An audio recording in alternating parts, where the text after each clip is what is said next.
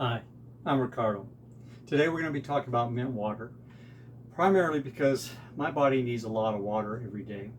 On my rest day, I need 80 ounces of water. That's half your body weight in ounces.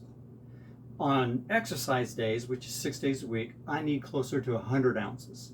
And if I ever have anything with caffeine in it, like coffee or tea, don't tell my wife, or chocolate, I need more water.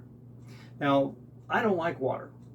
It's very bland tasting. So I put mint in it, and I have a jug in the refrigerator.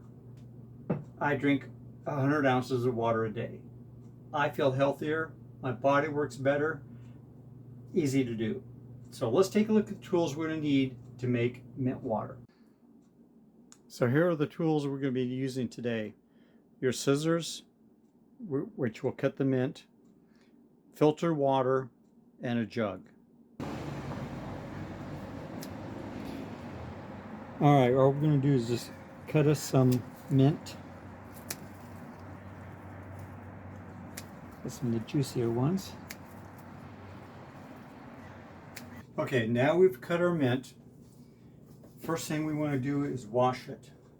Just rinse off the mint, get all the outside stuff off it, the grime, air pollution. Then you're going to inspect it to make sure that there's no bad leaves on it.